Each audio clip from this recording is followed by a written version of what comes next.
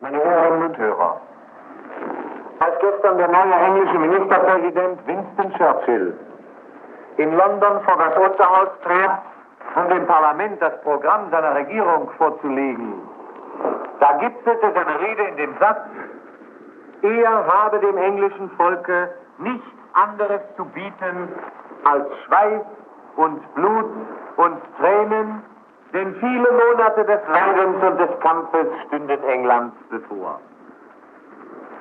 Herr Churchill wird diesen Satz gemeint haben als den heroischen Appell einer Regierung, die keine falschen Hoffnungen erwecken möchte, den Appell an das Volk, von dem sie nur Opfer verlangen kann.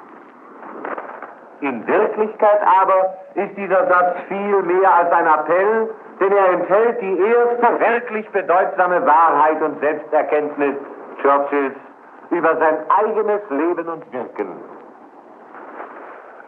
Seit seiner politisch-publizistischen Tätigkeit im Burenkrieg, seit seiner Tätigkeit als erster Lord der Admiralität und als Vater des Gallipoli-Unternehmens im Weltkrieg, sowie seit seiner jahrelang systematisch betriebenen hetterischen Aufforderung zum Krieg gegen Deutschland, hat Winston Churchill niemandem auf der Welt je etwas anderes zu bieten gehabt als Schweiß und Blut und Tränen. Aber wie kommt es, dass dieser Mann, der diese drei Dinge ein Leben lang mit gleichbleibendem Lächeln schuf und dann betrachtete, nun auf einmal in der Rolle des tragischen Helden von diesen drei Dingen spricht? Was hat diesen Wechsel nicht in der Sache, wohl aber im Gefühl und in der Tonart hervorgerufen?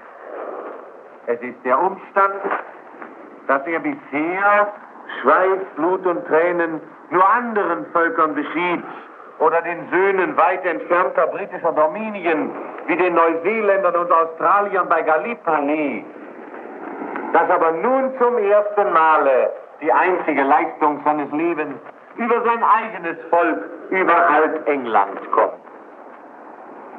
Und das ein anderer vorbereitete und erstrebte und in dem gerade er mit Chamberlain zusammen das englische Volk nur hineinschwindeln konnte, indem er immer wieder betonte, es würde ohne große eigene Opfer und Anstrengungen möglich sein, dem Gegner, dem neuen Deutschland, Schweiß, Blut und Tränen zu bereiten. Welch eine Wahrheit also liegt in diesem Selbstbekenntnis, das Churchill vor dem Unterhaus wörtlich dahin formulierte, dass er England nichts anderes zu bieten habe als Blut, Tränen und Schweiß. Was auf ihn zutrifft, gilt fast ausnahmslos auch für seine anderen Ministerkollegen der neuen englischen Regierung, in der sich die gewerbsmäßigen Kriegsmacher alle zusammengefunden haben. Da ist Duff Cooper, der sich auf seiner missglückten Agitationsreise nach den Vereinigten Staaten die Qualifikation für den Posten eines englischen Innenministers erwarb. Da ist Egan, einer der Hauptrufer aus der Zeit der Kriegsvorbereitung Englands, und natürlich auch der gescheiterte Herr Chamberlain, der nicht mehr als moralisches Feigenblatt der Kriegshetzer zu verwenden war, seitdem auch er Ausbrüche eines wahrhaft alttestamentarischen Zornes und Hasses gegen das neue Deutschland erlitten hatte. Das alles ist die Folge der Tatsache, dass dort in fernen Kriegsschauplätzen Polen und Skandinavien den Engländern zuvorkam, sondern auch in Belgien und Holland, durch die man zunächst den Blockadering gegen Deutschland ziehen wollte und nun durch beide Länder hindurch den Vorstoß in das Herz des westdeutschen Industriegebiets zu machen. Jetzt wird der Krieg nicht mehr, wie die Belgrader Politiker das ausdrückt, irgendwo fern von England in Europa geführt, sondern er tobt vor den Toren Englands.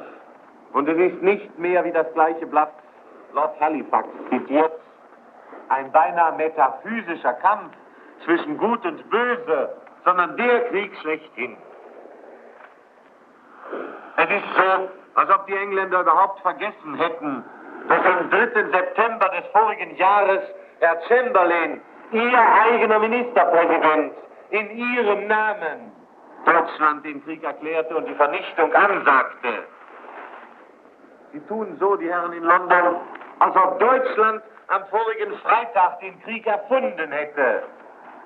Und mit der wehleidigen Wut des Heuchlers wetterte der Londoner Rundfunk gestern, jawohl, es werde ein Engel vom Himmel mit einer Kette und einer Geißel kommen und werde den Drachen der Finsternis, diese Schlange, diesen Teufel und Satan in Ketten legen, damit sind wir gemeint, und ihn in den Abgrund stürzen, in den er verbannt werden solle, bis 1000 Jahre vorbei sind.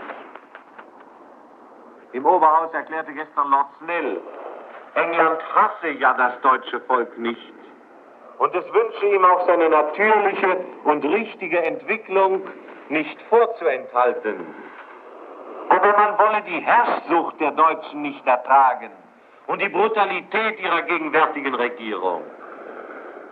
Ja, ist denn plötzlich alles nicht mehr wahr, was die verantwortlichsten Männer Englands über ihre Kriegsziele sagten?